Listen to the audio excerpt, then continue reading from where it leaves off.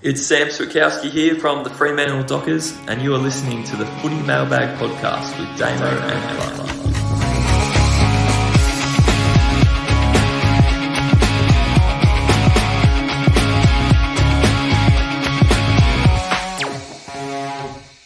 Hello and welcome to the Footy Mailbag. You have just heard our new intro, which we hope YouTube and their respective gremlins approve of. And we are back with another set of teams to look at. Last week's episode had some great responses. A few housekeeping bits to get out of the way first. Let me remind you, my name is Damo, and help me out, as he usually does, is Clarky. Helping? I don't think I've helped once in the 4 years we've been doing Mailbag, Damo. You help plenty. I'm here. That's certainly something. And I thought as a solid separate state of Footy Mailbag, we would have been exempt from YouTube's copyright laws. And now we've had to change the theme. Everything's changing. Everything is changing, including our guest. MJ from the coaches panel was meant to join us today, but he's had to step out due to a work emergency. We'll have him on a podcast later in the preseason. Stepping in for MJ is another J. It's Big J from the Centre Bounce and Fancast YouTube channels.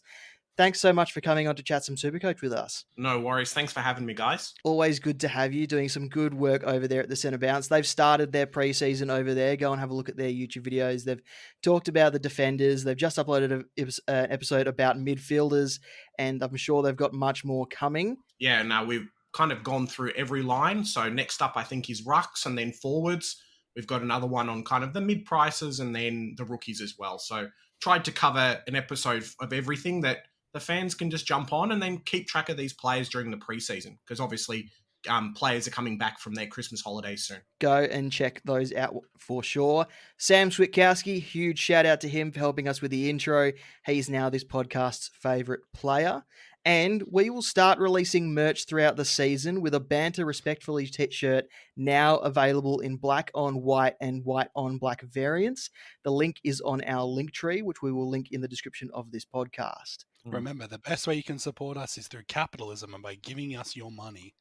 Not just your views. Give us your money. Today, we are going to be looking exclusively at 4 teams: Adelaide, Essendon, Fremantle, and Sydney.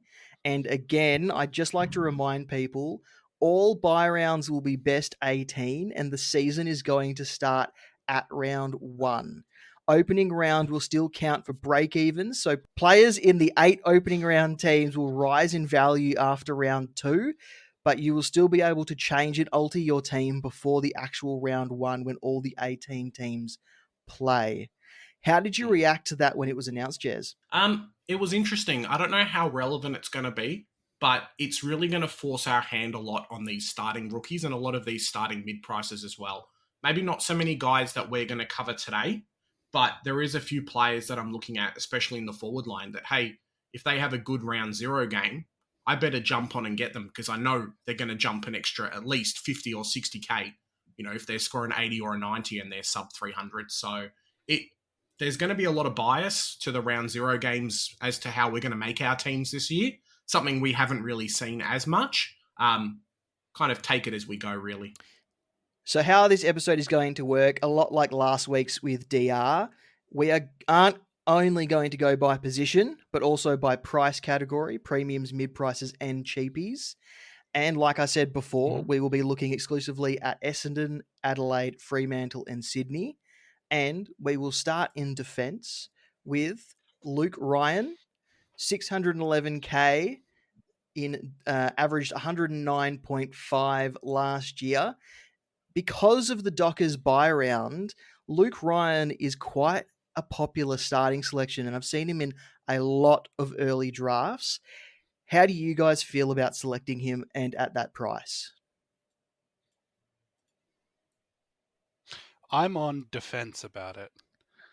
You're welcome. New year, same podcast, babies. We got this. He's not my most I'm not the most interested in him as a Fremantle player.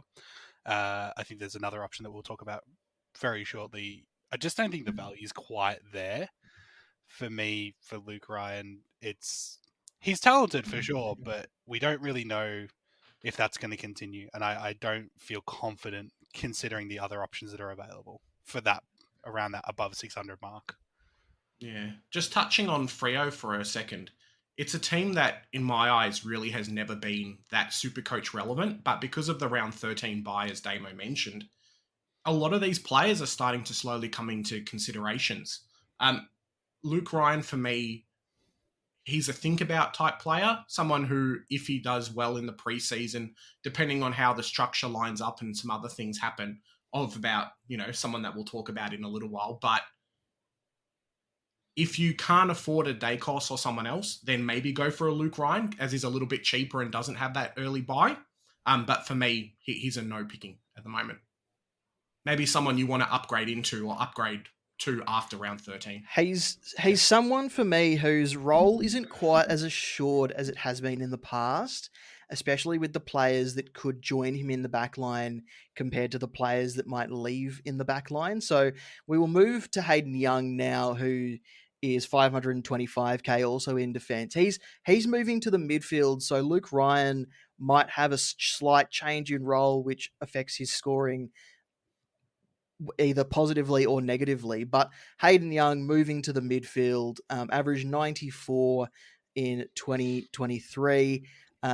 He looks like a player people have locked into their backlines just based on the preseason murmurings. And now Luke Ryan's going to have some other players down back that he needs to rely on, and he might have a different role because of that. And to me, it means that his price could either drop or his price could rise, but we don't know the effect of the personnel around him being changed. Yeah, definitely.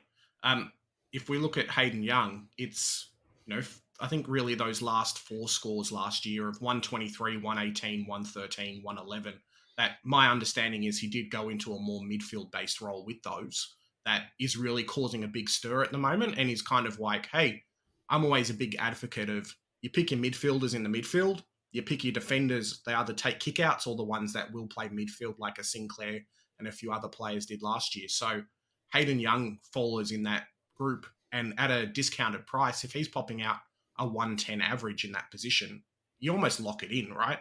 You keep him. If he doesn't score super well, you're expecting 100 with natural progression of a player, so he's a little bit underpriced already. And then just offload him at his buy if all things go poorly. So yeah, he's a pick for me. He's one of those guys who kind of sits in that Jordan Dawson basket from a few years ago, where we knew Jordan Dawson was moving to the midfield, but we didn't quite know what that looked like. And it wasn't until 2023 where we really saw the impact that Jordan Dawson could have running in that centre-bounce setup. So we might not see a full flight Hayden Young, the midfielder, in 2024, but he would still average well enough to be a viable selection at his price. Young, man, it's tough for me to say. It's easy to say in the preseason, and we talk about this all the time. Oh, I'm training with the midfield group. I'm doing X. I'm doing Y. Picking yourself up off the ground and putting yourself in whatever shoes you need to fill. So Hayden Young is attractively priced, but I think he's a pick with caution at this stage because it's all talk, right? You can train with as many different groups as you want, and that's fine. And he's got a reasonable average from 2023 that you could pick him, and that's going to be fine. But ultimately, it's still, you need probably a 10-point upside for it to be really valuable. Once again, compared to, he's a long-term premium at that price. So is it going to be there all season? Is it going to be there at the start of the season? Like you said, Damo, we might not see it in 2024. We might see the rumblings, but then you have to ask yourself, am I willing to accept what the floor is? Because if that's not good enough for you, and if that's too much risk for your team, then you're kind of just picking a player who you're taking a punt on a really expensive player. I guess kind of the counterpoint to that argument as well is that because he's around that 530, 520 mark, there are a few other players, like a guy that we'll talk about a bit later, that fit into a nice sideways option that should be around the mark, or at least another undervalued option that you know is going to score well for a long period of time. So it's like, hey, look, my 650k midfielder didn't work. Well, before his first price drop, I'll sideways to someone who's dominating. There is that option a little bit with Hayden Young, and there's probably a little bit of safety net with that as well because of that for me. Yeah, it depends which way the trajectory goes, doesn't it? Because he could also start like a house on fire and then be forced back into his older more defensive role because of injury structure. Maybe Freo aren't doing so good. Sorry, Damo. I don't think his role would change because of how the team is going. I think they would stick with it more if the team wasn't going so well. But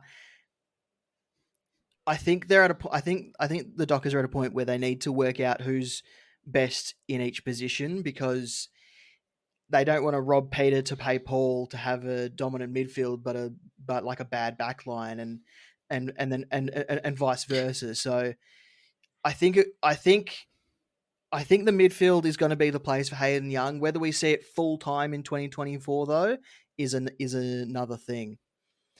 These next three players I'm going to group together: Jake Lloyd, 535k premium; Nick Blakey, 499k premium question mark.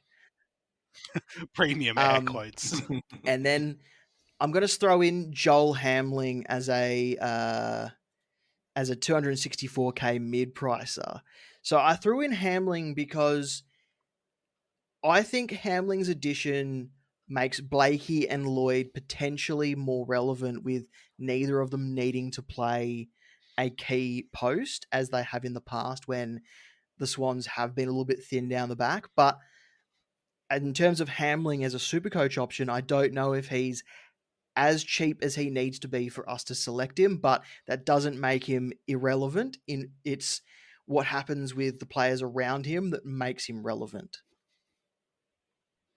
Yeah, I agree completely with that. It's more interesting to see if he helps the other players improve rather than me thinking about putting him in my starting squad. My understanding is if Hamling does play, he's going to come in and take that Paddy McCartan role, because we obviously know what happened with him in concussions and not being able to play anymore.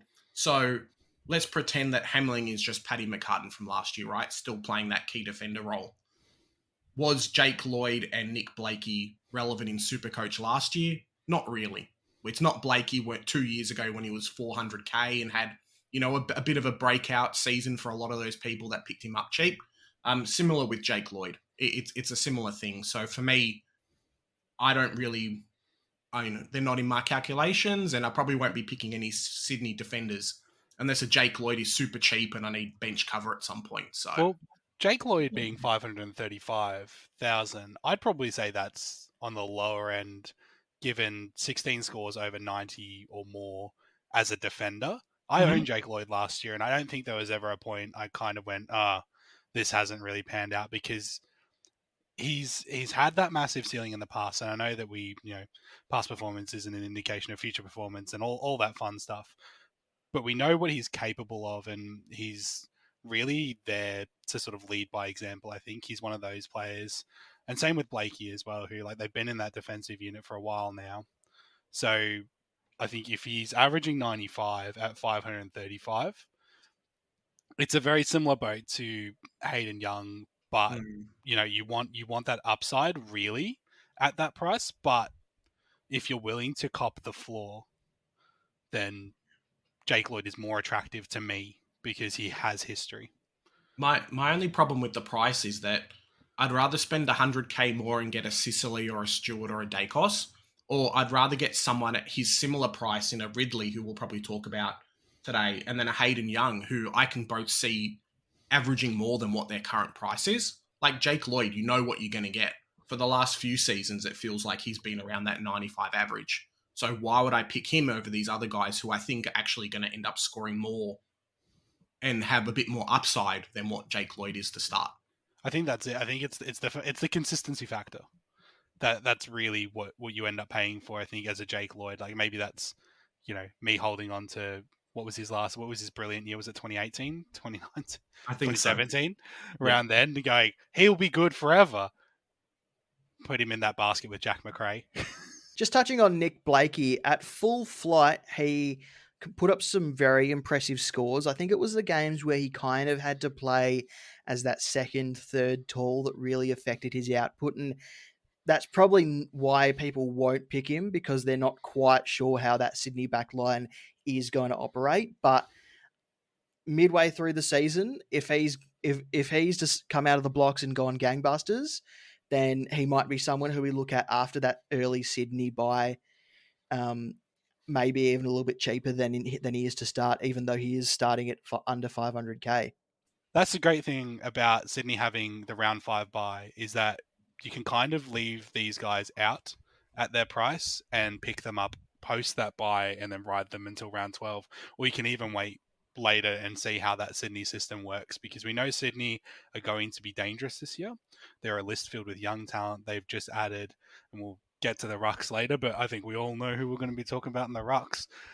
They've added that kind of talent to their list that the trajectory is looking up for Sydney as a whole. So this gives us a chance to decide whether, okay, I can build structure with this, or you can wait until that round 12 and then move through that second half of the season with, a Jake Lloyd who, a Nick Blakey who you can see what's happening, or in probably the furthest case, Joel Hamling, as maybe he's really good.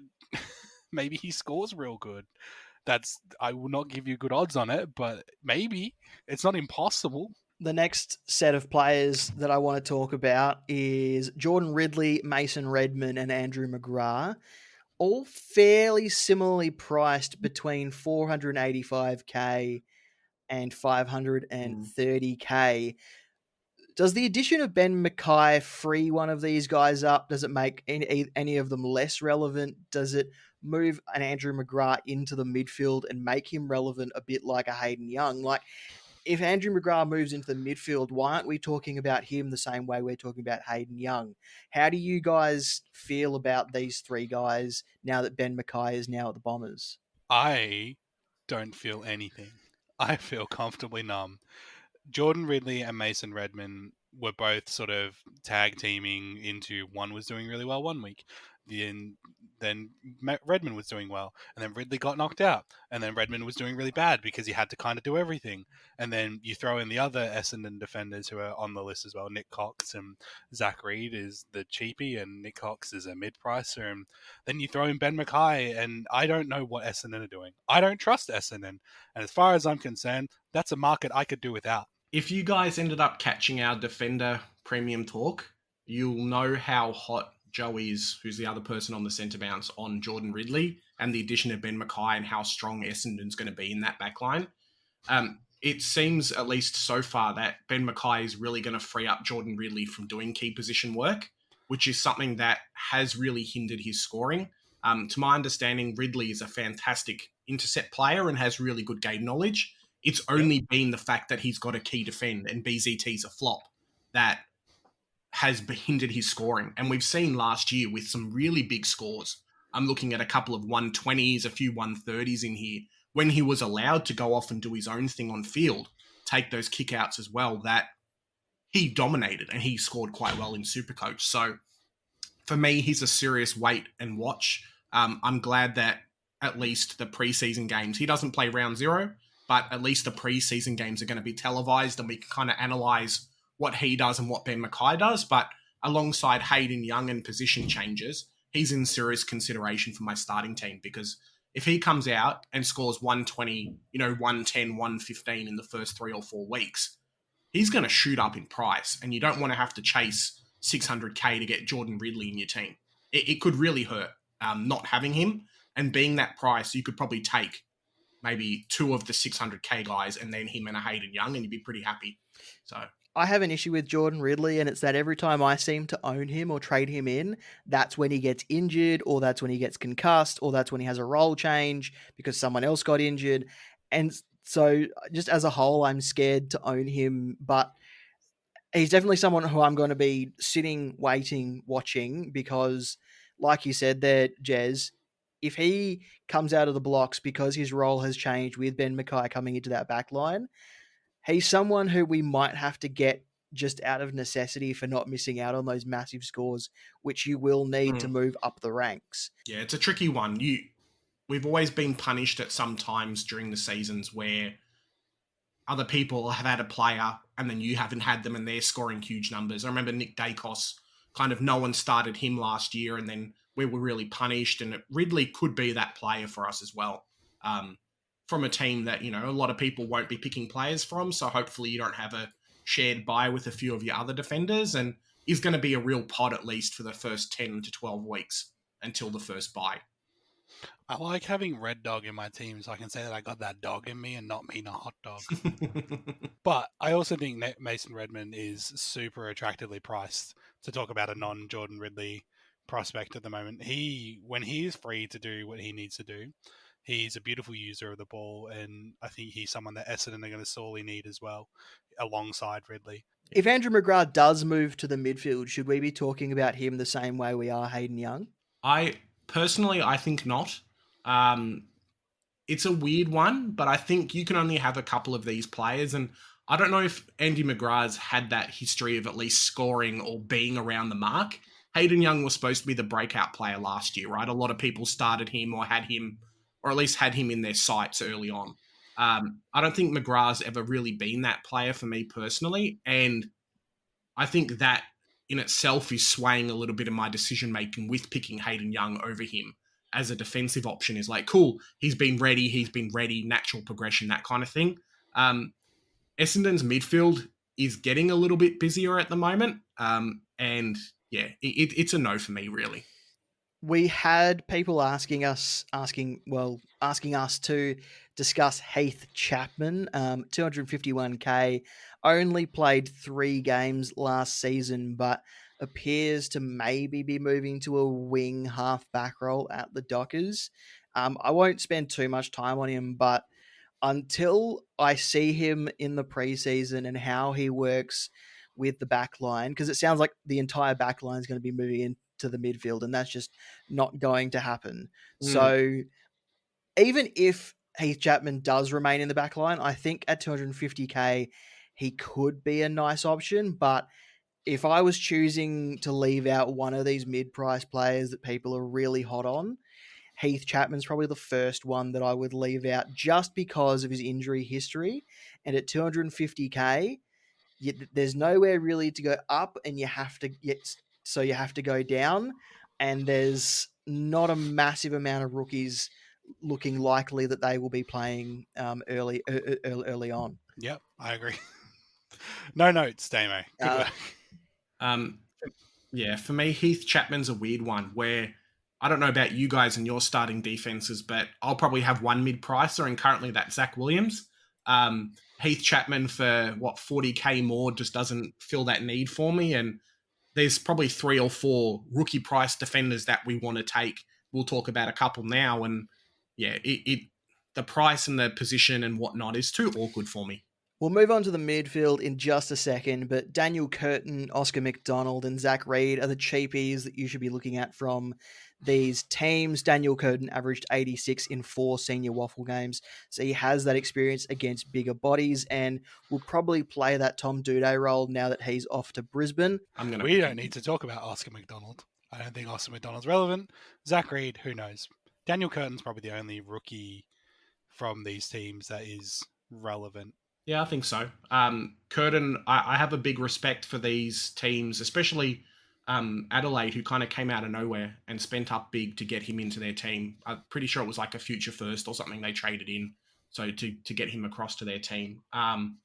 He'll play early. I'm not sure of the role. I've heard some reports it could be down back or kind of a bit of a hybrid mix with the midfield. We'll have to wait and see, but first round pick, has played against men, is more of this inflated price, but going over the strategy for SuperCoach and kind of the AFL in general, these first round players, they're almost game ready to start with. So put more weight into spending a little bit more on these type of players, because he'll probably end up 350k at some point, and you don't want to miss out on doing that or having that guy on your team. because you didn't want to spend 50k more on taking him over an Austin McDonald, a Zach Reed, or someone else. And the DPP's nice. Yes. We'll move into the midfield and we'll start with players from a team we didn't really talk about in defence. Rory Laird and Jordan Dawson at Adelaide. They both average pretty much the same at 116, 115. And there's only about 6k difference between them. Because they don't have the early buy, you could conceivably start both, but if you were choosing one or the other, who would you go with and why? Jordan Dawson, because he's slightly cheaper and he's got a real nice kick on him. It just brings me joy. There's no strategy behind that. That's all vibes. Because, like you said, Damo, it's hard to split these two sort of down the middle. They both do very different things through the midfield, and what they do, they are two of the best at. So you're not going to be You're not going to be unhappy with either option. For me, it's pick Dawson 100%. I had him in my starting team in my starting video for SuperCoach, and I'm not sure if he's going to stay. But being the captain of the team, seeing how his role is like being that transition player, the guy that will run back and take kickouts as well. A lot of us in SuperCoach got punished by picking Rory Laird early last year. His people captained his 50, and then he kind of fell off the rails a little bit, it's fair to say. So I think as Adelaide gets stronger, as more people rotate through the midfield, he will be that selfless player and get stuck doing a tagging or more tackling role.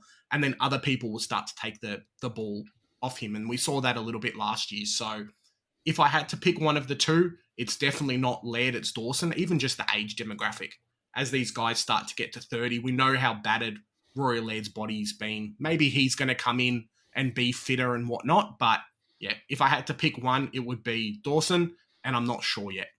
He doesn't offer a lot of value at that price. For what it's worth, I think Jordan Dawson as well, just because of his role, and you can't really use him in the same way as you use Rory Laird, and Jordan Dawson is more in that mould of the modern midfielder. So I'm agreeing with both of you there. What about Zach Merrett at Essendon? 650k. He's an interesting one, right? Zach Merrett's, he's always been the post-buy player for me. I think the last 2 or 3 years post-buy, I've picked him up and he's done fantastic. And I think this year it's going to be a similar thing as well. Around that 650 mark, I might end up picking up a Petrarca just because I know how devastating he can be. But Zach Merrett always feels like he's a bit selfless, or he has those games where he gets just 100 and it ends up being a much cheaper score. So it's a wait and see what happens with, their ruckman situation and how their mid looks. If you don't finish your team with Zach Merrett, you're in trouble. But I think you don't have to start him. You're not going to get as punished. I don't know if you're in trouble for not having him in your team, but I think he's going to be one of those players who you look at and strongly consider down the stretch at some point if you don't start with him. Patch, he wrote an article for Code Sports because he now works there, and he thinks that Zach Merrett is overpriced to start with. Very funny that you drive by Patch by pointing out he's sold out. Love you, Patch. I think out of the two big dog Essendon midfielders, Zach Merrett, Darcy Parish, I want Merrett. Will I start Merrett? Probably not. I agree with Jazz on the point that he actually works his way into the season a lot more than he starts on fire. And just overall, I got some question marks over Essendon, not in terms of ability, but just in terms of, which is it going to be? Are you going to be a half decent list that's improved, or are you going to regress slightly, but not enough to be completely bottom out? Who knows? I think they're going to be a bit of a mixed bag as well. And there's a few other midfielders in the Essendon backlogs, I think, that could even step through, like we were talking about. Does McGrath come through the midfield a little bit more? Does that take away from Parish and Merrett? And they need one of those guys to be a superstar. I don't know if you guys agree with me on this at all. And this is by no means a dig at Essendon directly, but I think I have never seen a game where I'm like, oh yeah, Zach Merrett's absolutely taking this on all by himself. He wants to do everything. Or Darcy Parish is he's the guy right now. He wants to be the guy. It's a bit, everyone's kind of a bit unselfish, and you need like a Toby Green, you need like a Christian Petrarca, or like multiple guys like that who are kind of like, no, like a Nick Dacos. Like, I want the ball. Give me the ball. I want to do the thing. And they always end up coming good SuperCoach wise, and they're really good players, but you can't, like, for these guys that I'm starting in that ultra premium 650 price range, I want a big dog. Like, I want to, like, even Jordan Dawson, Rory Laird, who we just spoke about, they're both guys who get the ball and they are statement players. Like, I can't tell you, every single time I watch an Adelaide game and I see Jordan Dawson absolutely pinpoint a kick inside 50 on the run from the square, and I'm like, oh, that's just like a thing of beauty. So I think out of the two, you probably want Zach Merrett at some point, but I don't know if he's in consideration for my starting side, and I can see why you would start him. But there's a lot of question marks, I think, that are going to be answered by preseason and early into the season, whether or not that's a mistake or paying off. And yeah, definitely. It feels like for me he's too selfless, like you say. Yeah. Yeah. Yeah, sorry, you did say that, and I went the really long way of agreeing with you. You say that he's unselfish, and Darcy Parish is almost the opposite of unselfish, but he will have 30 disposals and not do a lot with the ball. He's 604k to start the season, and that just seems a little too expensive for what he produces in real game situations, considering he can have 35 disposals but only be going at 50% and only actually score points off half of what he picks up. And he doesn't have a big impact forward of centre. He doesn't rebound from down back. He's in the middle. He will have games where he goes massive, but ultimately he just doesn't do enough with the ball to be an attractive player to start at above 600k. You're right, Damo. He's not unselfish. He's incompetent. I agree. I didn't say that. I didn't say incompetent.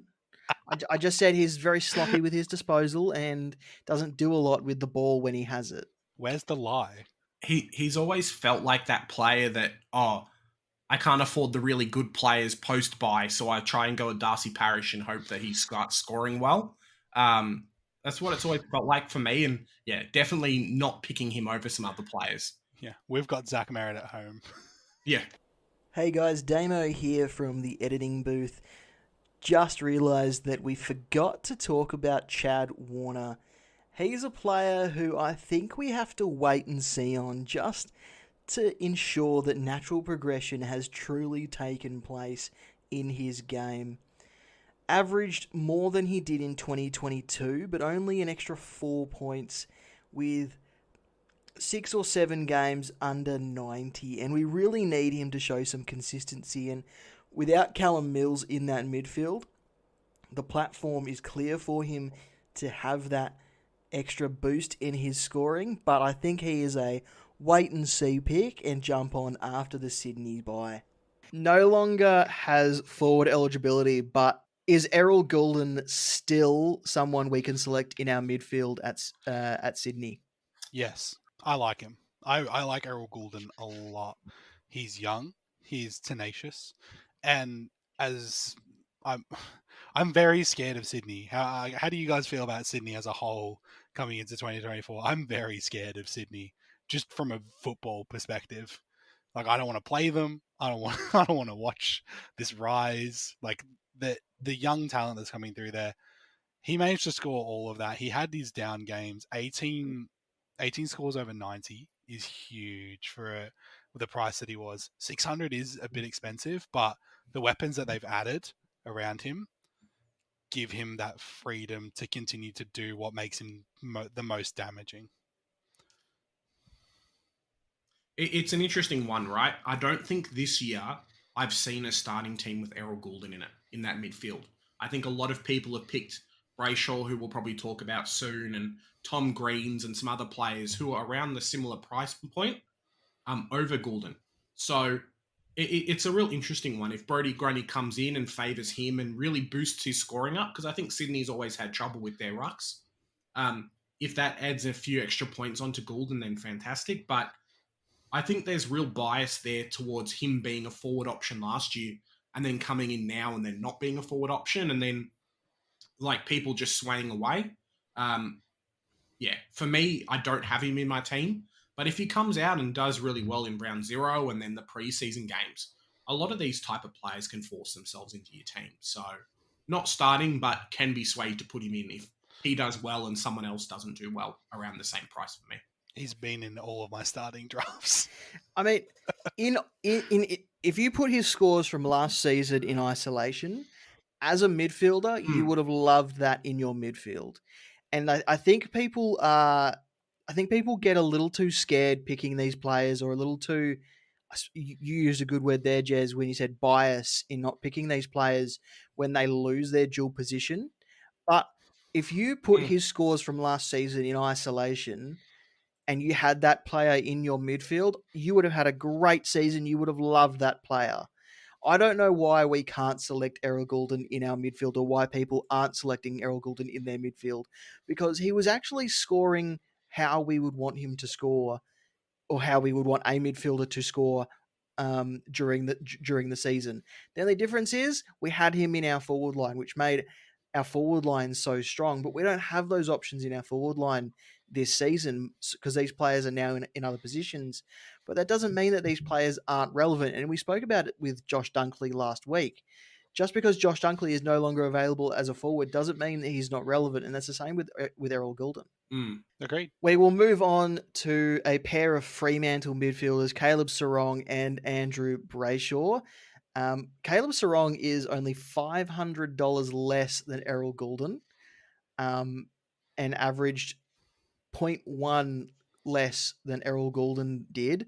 And I actually thought that Caleb Serong had the better season, probably the more consistent season, because Errol Goulden did have those poor games. But as for Andrew Brayshaw, started the season slowly, built into the season. It was after about round 8 or 9 where he really started to get going, and it really wouldn't surprise me to see people starting Serong and Brayshaw. Going back to what I said at the start with Luke Ryan and having that round 13 bias and, you know, having that good buy round is a reason why I think people might pick both, or at least pick one of the two in their starting teams. I've seen a lot of Brayshaws. I haven't seen many Caleb Serongs at all. Maybe it's Vic bias. Obviously, you were saying that being a fan of the team, you thought he maybe had a better season than a few other guys. We didn't really see it that much over here. But from what I'm seeing teams at the moment, it's all Andy Brayshaw. Maybe it's being like that little bit cheaper that's kind of swayed momentum and with things like that. But yeah, it's wise to start one of them just for the age profile. And I think gone of the days where we've been stuck with having to pick, you know, the first 5 or 6 guys and they're always being the same, right? And this year especially is the rise of these guys who are early to mid-20s who are scoring premium numbers. And, you know, they're not going to have those issues where their bodies break down because they're getting close to 30 and they've had 10 years of getting battered. Here's looking at Rory Laird. So if you start one of the two, fantastic. Start both. It's a little bit tricky because you're really banking on Fremantle having a good season. But yeah, Brayshaw for me out of the two at the moment. I can be swayed, but it's going to cost me an extra, $13K to do it. I think it's almost a foregone, I think, to pick Brayshaw this year. Just because he had an undisclosed hampering to his year and still only averaged 2 less points than Serong. For the sake of 20K, that's a punt I'm willing to take on a premium. And like you were saying, Jez, he's in that perfect age profile as well, where it's time to step up or ship out. And I'll probably, Damo, I'm expecting a weekly, is Brayshaw broken this week? And right up until round 1, because if he fighting fit is a no-brainer, I think. Strong as well, just an immaculate player, but you sort of, when you have to split the difference, you just end up going by price, really, at that range when they're so close together from the same team. When you're looking at like diversity, I think I don't like starting 2 from the same team personally, just because I like to diversify as much as possible. But if it suits your structure and you've planned out your buys and everything like that, you can definitely start with both, and I wouldn't blink twice. I think Caleb Serong is the one to start out of the two. I have locked Caleb Sarong in a long way out, way before the team picker was released. It's just a gut feel. I don't have any solid information as to why. I just think Caleb Sarong's role is a little more assured. Andrew Brayshaw is a much better player and a much more versatile player in terms of other positions around the ground, whereas Caleb Sarong's one wood is really just in that midfield.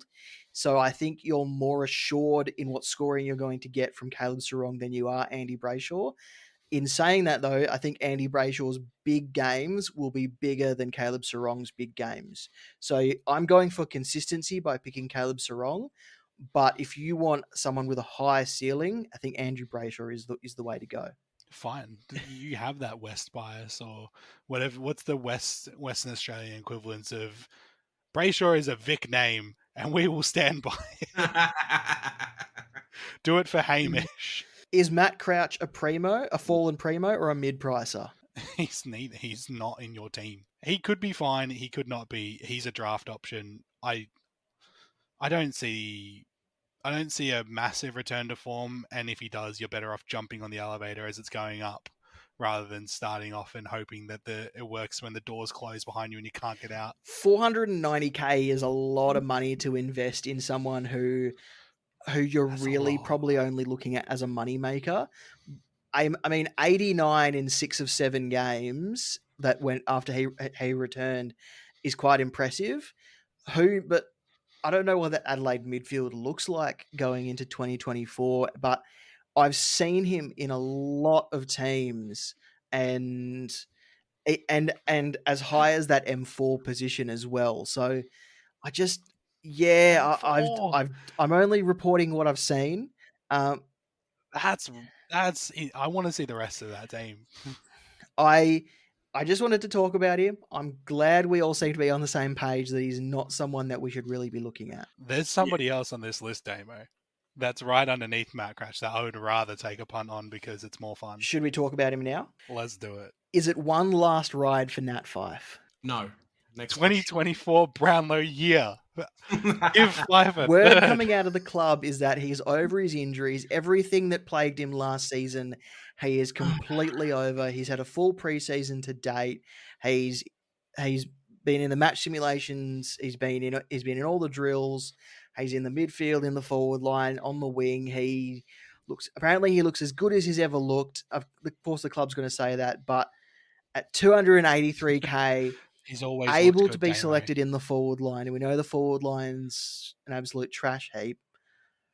Is it one last ride for Nat Fife? the look on your face, Jez, is beautiful because it's the sensible look. It's a very sensible. He's looking at like two people who've just gone like, if we just spend $1,000 on lottery tickets, we'll just make the money back. It's fine. It's fine. If we get stuck and there's absolutely no one we can pick, if James Jordan, if Tom Lynch, if everyone who's a mid-pricer in that forward line shits the bed, then maybe Nat Fife comes into considerations. But as a mid-pricer in the midfield, mate, I've got 2 levels of players in that midfield this year. I've got guys who are going to be keepers at 500 to 600k, maybe a little bit more expensive, or the rookies who are going to outscore Nat Fife like 9 out of 10 games this season. So I know which one I'm going to pick. It definitely is the Freo bias. He wants his Brownlow medal again. If not, he'll fake a hammy so he can go like surfing again. But for me personally, Nat Fife, never again. It's not happening. A lot of us got hurt with him either last year or the year before as well, doing a similar thing. And obviously that didn't work out. So no thank you for me. I didn't do it either of those years, so this is the year for me. I'd like the record to show that even last season I told people not to pick him. This season, though, I'm a little more confident that he could be okay.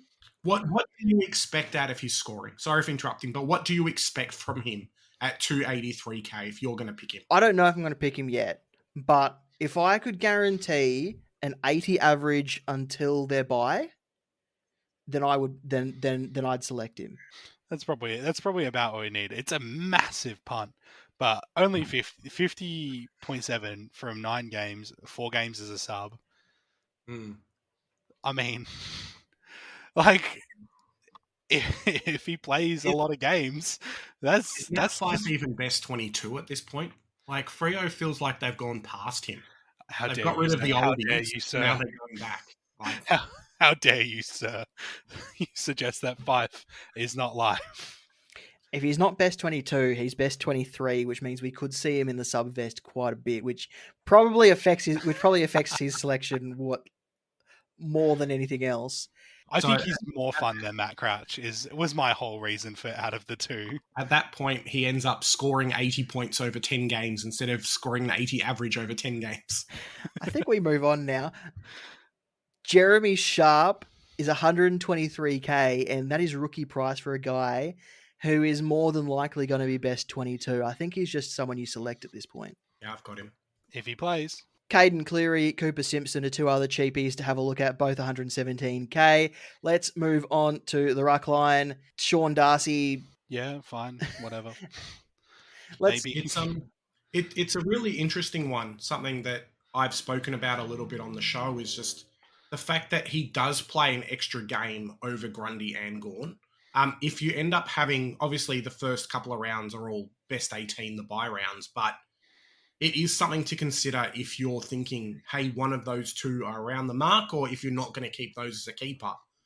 It could end up being an extra premium that you might have in your team versus other people who take Gaundy this year.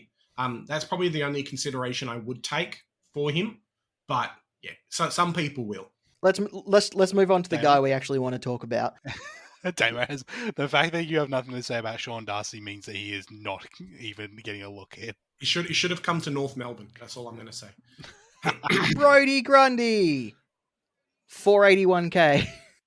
Yeah, pick him. If he plays every game, golden. Easy. Do we have any worries that he doesn't return to his All-Australian best? He doesn't need to. I don't really think at that price. Like we had that year where I started Matt Flynn. I'll pay 480 for a guy who could easily average 90 while not trying. I started Darcy Cameron for less. Like, it's, he's saving money. Yeah, he's got that role for me. So it's not even all Australian best. If as a solo ruck at that Sydney club, maybe Laddams comes in and plays ruck forward or something like that to kind of pinch hit. But you know why Brodie Grundy's gone there. They've told him, hey, you're the solo ruck. We know what happened at Melbourne. We know how that didn't work out, how you basically can't play any other position that's not ruck.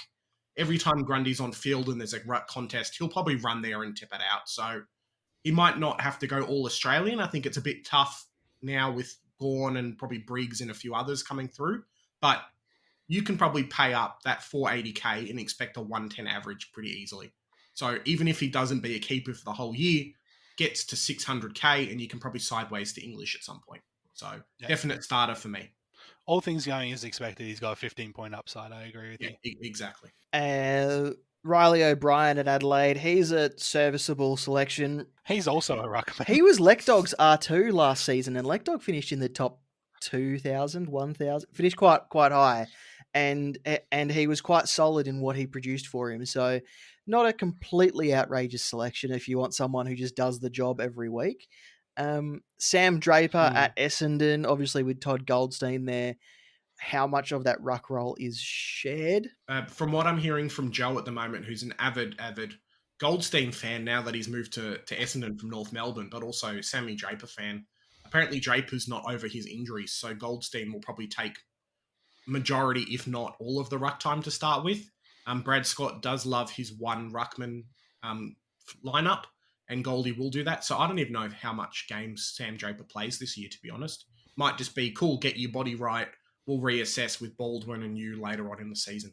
There's no pressure to play him early because they've got a serviceable ruck now who can basically play 100% game All time. you've told me is avoid the Essendon ruck situation at all costs. Pretty much. Wasn't that already the answer? We'll move to the forward line, and the most expensive forward for out of these four teams is Luke Jackson, forward ruck, average 97.9, 15 games over 90.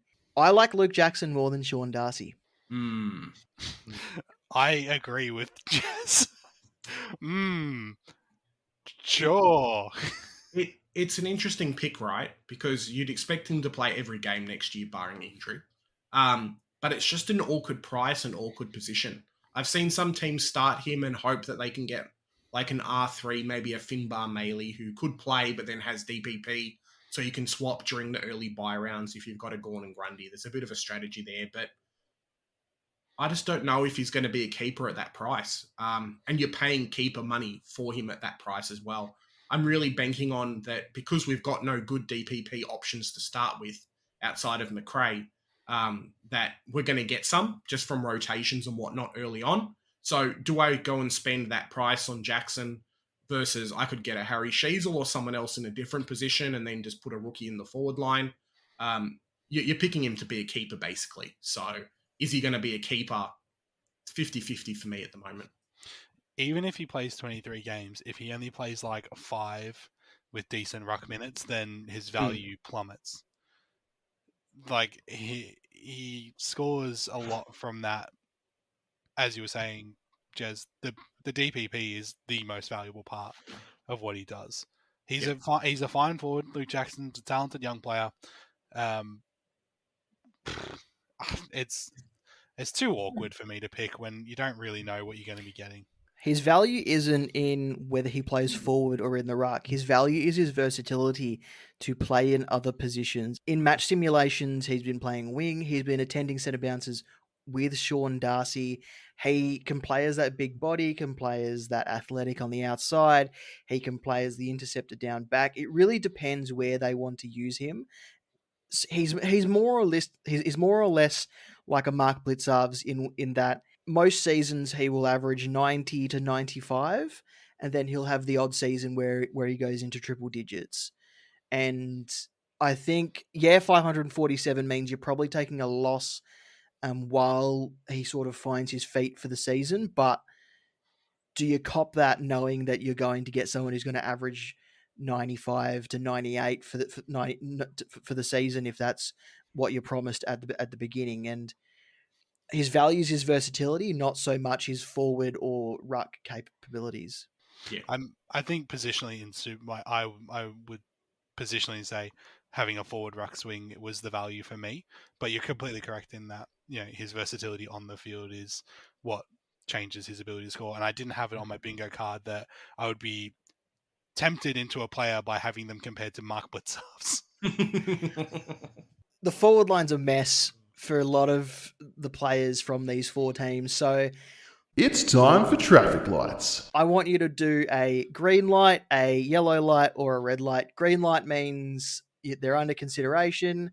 Yellow light means you need to see their role in the preseason. Red light means you're not even slightly interested. Taylor Walker. Ick. That's not a colour, Clarky. Red. Yeah, it's my disposition on his existence. Clarky's red. Okay. I'm abstaining. Jez? Big red for me. He was good a couple of years ago when he was 500k. Sorry, when he was 275k and got to about 500k. That's when you should have picked him, and a lot of people did and rode that wave. But at his price now, there's just no value. Scores like a key forward, as old as the hills. He's a massive red light for me. Isaac Heaney. Red. Talk about red lights, mate. This guy, burn man from every year. No thanks. Red light for me as well. Isaac Rankin. Red. It's slim pickings in the forward line from these teams, isn't there? Mm-hmm. Ben Keys. This man hurt me so much last year in my forward line. I had him and other people had Zach Butters, who was scoring almost 3 times the points in games. It was painful to watch, and for that reason alone, it's a no thanks. He could become a premium, and I would be like, I really don't want to pick you because of how you hurt me last year. Yeah, can the lights go out for some of the players? Is that an option? Red. Carl Langford. Hey, I had to pick some players. I was going through the list and being like, nah. Had to pick someone. Carl Langford, red light, red lights all round. I'm seeing no yet good. No. Taylor Adams. Next question. Yellow. Yellow. It's a no for me. I think the price is too awkward. Like if he comes out and goes bang in the preseason, then I think potentially you have to be forced to. Otherwise, you're going to dodge the pack. But he's no way in my consideration. I'll have 1 or 2 premiums and then go cheapies, and that's it in the forward line this year. So the only way I'm picking him is if he scores like 100 in game 0, and then is completely smashing the preseason games, and you're forced to. I see Taylor Adams as a sideways option after round 0 if Sam Flanders doesn't continue the role he had in the back end of last season. I see a Callum Mills shaped hole in Sydney at the moment that could be filled by Taylor Adams shortly before he explodes into Lego pieces. And if you've played any of the Lego video games, you know the exact sound he makes when he breaks. Yellow light from me, yellow light from you, Clarky, Yeah. red light from you, Jez. Yeah, Okay. pretty much. Josh Rochelle. Yellow light, but only because I really like Josh Rochelle as a player, and it feels mean. It's similar to Rankin in I really don't like picking small forwards that decide that they're going to start playing midfield. I think Rochelle probably plays a little bit more forward than what Rankin does, potentially, or vice versa. But at that price, it was good as a rookie. But as anything else outside of that, it's a no for me. If you're still listening to this podcast, thank you. We've descended into chaos. James Jordan, the last one in this traffic light segment. Yellow. Talented player, has the potential for a wing role, but will he be there? Who knows? So every team that I've made, I've basically picked him. So I'm going to say a green, depending on what I see in the preseason and round 0. I'm a big advocate on players like him who've come from other clubs, played a fair amount of games, and then basically have moved for opportunity because I know that they're going to play. So for me, James Jordan fills a role that probably Taylor Adams comes off the bench and does that because Adams has got that injury history, right? You don't have a mid-20-year-old player coming from another club that's successful to Sydney that's also successful to go and play VFL. It just doesn't happen. So they've penciled in a role for him. Somehow they've got him across, probably not on huge money, but on enough money to come and play best 22 every week. So at 275K, he's not valued that high, that if he comes out and has a few good games, averages like a 70 to an 80, I'm cashing him out at 400K. So yeah, in our sorely depleted forward line, he's definitely taking up a position at the moment, or in massive consideration for one. Yeah, I think that Callum Mills shaped hole is actually popping up again because he has had that experience playing centre bounces at Melbourne. And by all means is extremely talented. I'm shattered that we didn't retain him, but obviously there's a strategy that comes with it, and I don't ever want to discourage young players from going and exploring opportunities like that. So hopefully he can fulfill that potential with Sydney in some capacity. I lied. There's one more player, Elijah Sardis. Red. Yeah, he's a red for me at the moment. Potentially going to a yellow, depending on position or not. But from what I'm hearing from Joe, who I'll reference again because he's the Essendon fan, and I'm a big advocate on, look, I follow North Melbourne. I know what North Melbourne does. Damo follows Freo. He knows what they does. Clarky does Melbourne. He knows what they're up to. So from what I'm hearing from Joe, Sardis might not even be best 22 at this point. So if he plays consistently, potentially he's offering some value there, but right now, no thanks. He's a red, could be yellow for me, but red at the moment. And just to finish off, Tom Emmett, Nate Caddy, and Chris Burgess are rookie-priced players who we should all be looking out for during the preseason. They could be best 22. They might not be. Who knows? But they are cheap and in the forward line.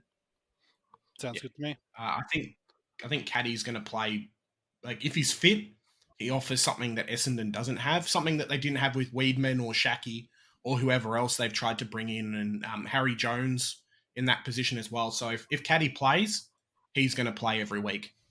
He's probably going to end up 350K very early because they're going to use him as a focal position. Apparently, what I'm hearing in preseason, intra-clubs and whatnot, he's already beating up on their mature age players in the back line. That's just how good this kid is. And I know North Melbourne went after Dersma, but Caddy would be a fantastic addition as well. And that's how good the kid is. So I know we don't normally pick forwards in SuperCoach, especially overpriced ones, but definitely someone to look out for and to really consider, because if you don't have him, he's going to go big and he's going to hurt you. Well said. And that is everyone. Well, not everyone. We can't talk about everyone. We'd be here for days, but that is everyone who is slightly SuperCoach relevant. arguably. Big J, thanks for joining us. Where can people find you? So we've got a few different platforms. The Centre Bounce on Twitter, same on YouTube, and we're trying to build a Facebook page as well. So we'd love a like on there if you can. And Clarky, thank you again for being here. It's always a pleasure. Hey, go listen to The Falcon.